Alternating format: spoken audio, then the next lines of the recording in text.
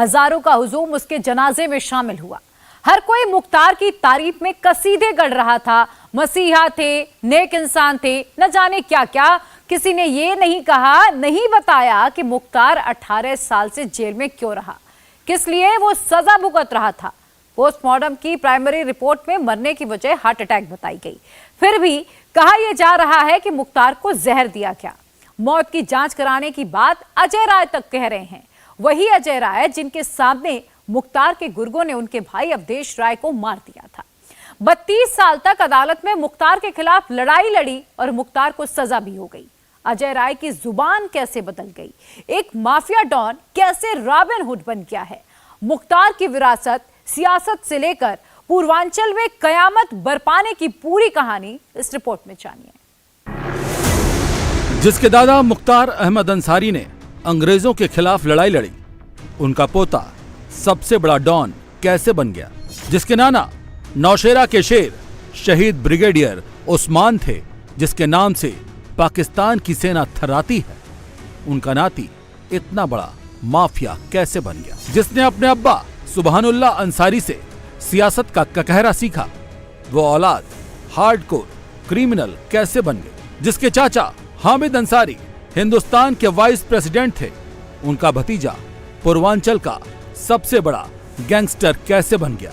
Heavyweight family मजबूत विरासत की मिट्टी से निकला माफिया मुख्तार अंसारी उसी मिट्टी में कैसे मिल गया।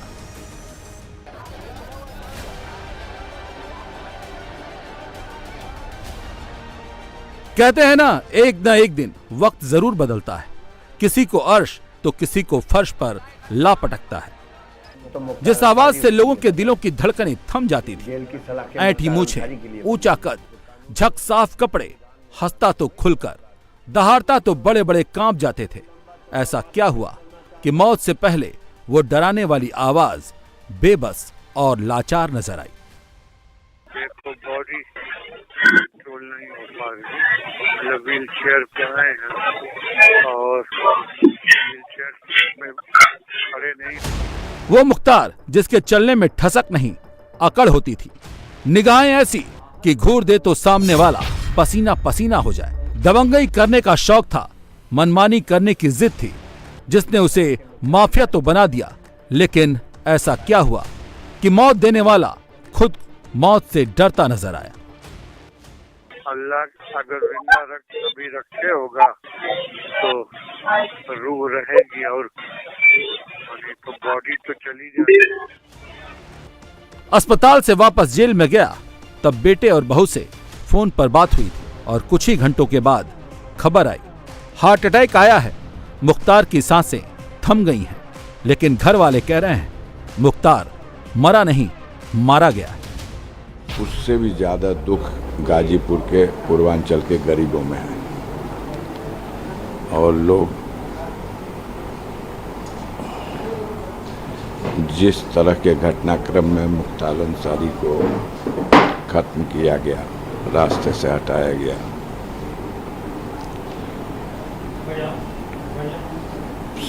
समय आएगा तो आप देखिएगा पूरी तरह से हमारे पास पुख्ता सबूत है कि उनको जहर दे करके मारा गया है। मुख्तार के साथ क्या कोई साजिश हुई या मुख्तार अपनी मौत मरा है? आरोप लगे हैं, आरोपों की न्यायिक जांच के आदेश हो गए हैं, रिपोर्ट आएगी, सब कुछ साफ हो जाएगा। लेकिन मुख्तार डॉन कैसे बना, मुख्तार को डॉन किसने बनाया, ये वो कहानी है जो पूरे समाज और सिस्टम पर भी सवाल खड़े करने वाली है। कैसे एक खानदानी घर का लड़का जराइम का बादशाह बन जाता है। हनक सनक चमक दमक संगत में कैसे कोई माफिया पैदा हो जाता है। सियासत सरकारों का साथ मिलता है, तब मुख्तार डॉन बन जाता है। माया मुलायम अखिलेश ने चढ़ाया, सियासत का कैसे मोहरा बनाया। सत्ता का पत्ता कटा तो कैसे योगी सरकार ने माफिया गिरी का पानी उतार दिया। मुख्तार के माफिया बनने की कहानी शुरू होती है फाटक से, मोहम्मदाबाद यूसुफपुर का बड़का फाटक। लेकिन जो पहचान बड़े फाटक की सिब्गतुल्लाह, अफजाल और मुख्तार ने दी है, वो पहचान इसकी नहीं थी।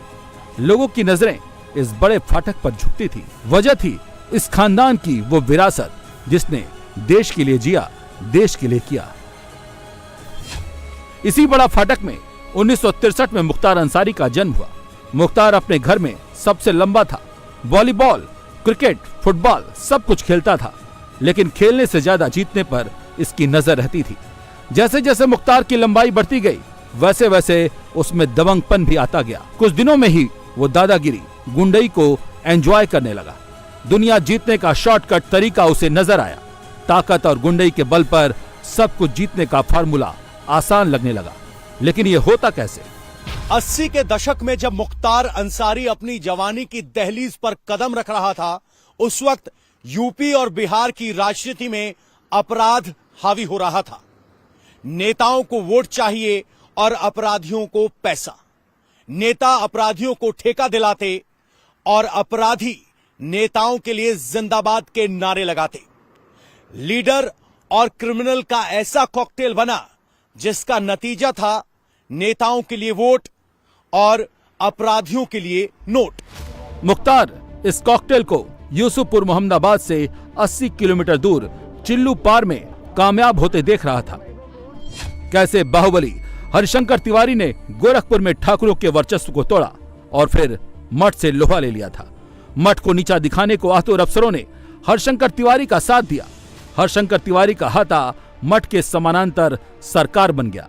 ठेके पट्टे तिवारी को मिलने लगे। तिवारी ने दूसरे माफिया वीरेंद्र प्रताप शाही को डाउन कर दिया। हरिशंकर तिवारी 1985 में विधायक बन गए।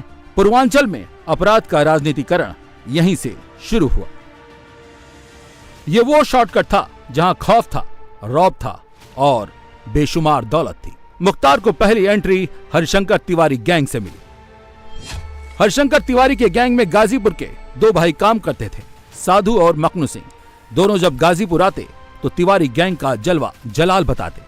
मुख्तार से इनकी दोस्ती हो गई। जैसे ही हरिशंकर तिवारी विधायक बने, मुख्तार को अपनी मंजिल दिखने लगी।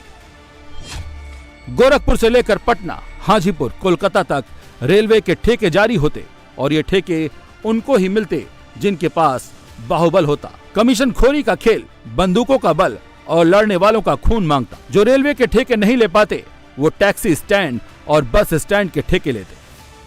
यही वो फॉर्मूला था, यही वो भौकाल था, यही वो नशा था जो मुख्तार के दिमाग में बैठ गया था।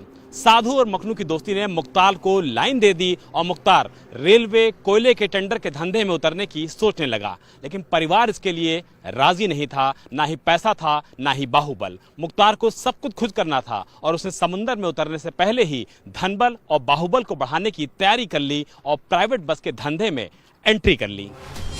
80 और 90 के दशक में गाजीपुर की सड़कों पर जो बस चलवाता था वो बाहुबली कहा जाता था।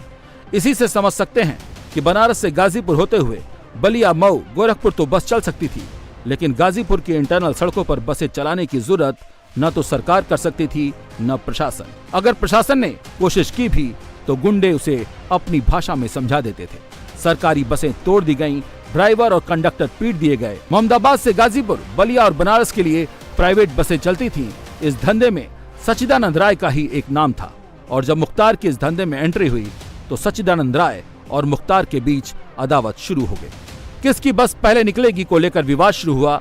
सच्चिदानंद राय बड़का फाटक पहुंच गए। कुछ दिनों बाद सच्चिदानंद राय की हत्या हो गई। सच्चिदानंद राय हत्याकांड में मुख्तार अंसारी का सबसे पहले नाम आया और यहीं से क्राइम चैप्टर खुल गया। इससे पहले शार्प शूटर माला सिंह की हत्या में भी मुख्तार अंसारी का नाम था, लेकिन सच्चिदानंद राय की हत्या के मामले ने इतना तूल पकड़ा कि शार्प शूटर की हत्या का मामला फीका पड़ गया।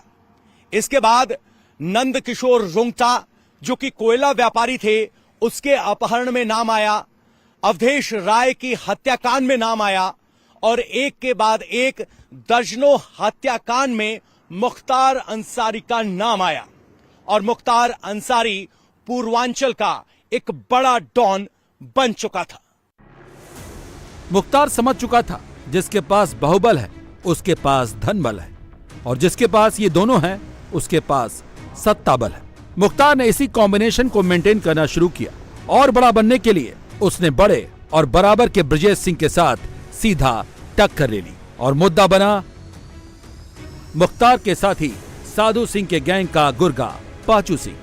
पाचू सिंह ने एक जमीन विवाद में 1984 में माफिया डॉन ब्रजेश सिंह के पिता की हत्या कर दी। साधु सिंह की संगत की वजह से ब्रजेश मुख्तार की दुश्मनी शुरू हो गई। 1985 में ब्रजेश सिंह ने हत्या आरोपी हरिहर सिंह की हत्या कर दी। अगले ही साल 1986 में चंदौली जिले के सिकरौरा गांव में एक साथ 7 लोगों की हत्या हो गई। आपसी ठाकुरों के 2 गुटों की लड़ाई ब्रजेश बनाम मुख्तार की लड़ाई बन गई। पूरे पूर्वांचल में गैंगवार शुरू हो गया। बनारस से लेकर के इलाहाबाद तक ब्रजेश सिंह गैंग भारी पड़ता गया, तो मऊ और गाजीपुर की तरफ मुख्तार गैंग आगे बढ़ने लगा। बात आगे तब बढ़ गई जब साधु सिंह को पुलिस कस्टडी में मार दिया गया और उसी दिन साधु सिंह के गांव मुदियार में हमला हुआ और साधु सिंह की मां और भाई समेत 8 लोगों को मार दिया गया। ब्रजेश सिंह ने इस घटना में हिस्ट्री शीटर त्रिभुवन सिंह को अपने साथ मिला लिया। मुख्तार को ब्रजेश सिंह से चुनौती मिल रही थी, इसके लिए सिर्फ और सिर्फ धनबल, बाहुबल और सत्ता बल की जरूरत थी। मुख्तार के लिए सियासत सेफ्टी वॉल्व की तरह थी जो उसे बढ़ाता भी और बचाता भी, लेकिन सियासी एंट्री इतनी आसान नहीं थी। मुख्तार ने सोची समझी साजिश के तहत टारगेट करके पॉलिटिक्स शुरू की और टारगेट थे बुनकर मुसलमान वोट बैंक और गरीब हिंदू दलित वोट बैंक। मुख्तार ने जनता की कमजोर नस पकड़ी। गाजीपुर मऊ इलाके में बुनकरों की अच्छी खासी आबादी है और तकरीबन हर घर में हथकरघे और पावरलूम का काम होता है, लेकिन बिजली की समस्या विकराल थी। मुख्तार को इसमें पोटेंशियल दिखा, इसने इसको इशू बना दिया।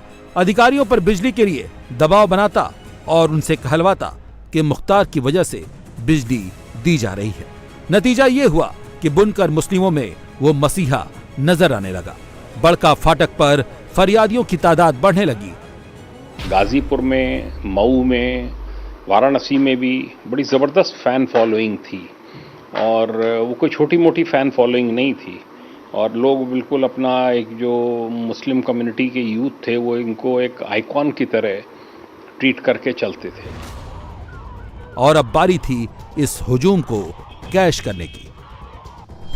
मुख्तार ने बहुजन समाज पार्टी की सदस्यता ले ली। मायावती ने मुख्तार को मऊ से लड़ने का आदेश दिया। मऊ में मुस्लिम ज्यादा थे जो मुख्तार के दीवाने थे। 1996 में पहली बार वो मऊ से विधायक चुना गया। मुस्लिम और दलित कॉम्बिनेशन से इसी साल घोसी से लोकसभा चुनाव भी लड़ा, लेकिन कल्पनाथ राय से हार गया। 1996 से 2017 तक 5 बार लगातार वो मऊ से विधायक रहा। बाहुबल को जब सत्ता बल का साथ मिला तो मुख्तार अंसारी का दबदबा और ज्यादा बड़ा हो गया। मुख्तार अंसारी समझ चुका था कि कब किसको डराना है और कब पॉलिटिकल गेन हासिल करना है। मुख्तार अंसारी जिस इलाके में था वहां से बुनकर सबसे बड़ा वोट बैंक है। वो विधानसभा में बिजली कंपनियों के अधिकारियों को बुलाता, धमकाता और कहता कि मेरे इलाके में पावरलूम के लिए बिजली चाहिए, वो कटनी नहीं चाहिए। अस्पताल में डॉक्टर नहीं है, सड़क नहीं है, बेटी की शादी नहीं हो रही है। इन सभी समस्याओं का फैसला मुख्तार अंसारी की बड़ी फाटक से होता और फैसला उसके गुर्गे सुनाते। इन्हीं सभी गतिविधियों ने मुख्तार अंसारी की रॉबिन हुड इमेज को मजबूत किया। वो फाटक जहां पर रॉबिन हुड की तरह फैसले होते थे और सरकारी अधिकारी मुख्तार अंसारी की पैरेलल सत्ता का हुक्म बजाते थे।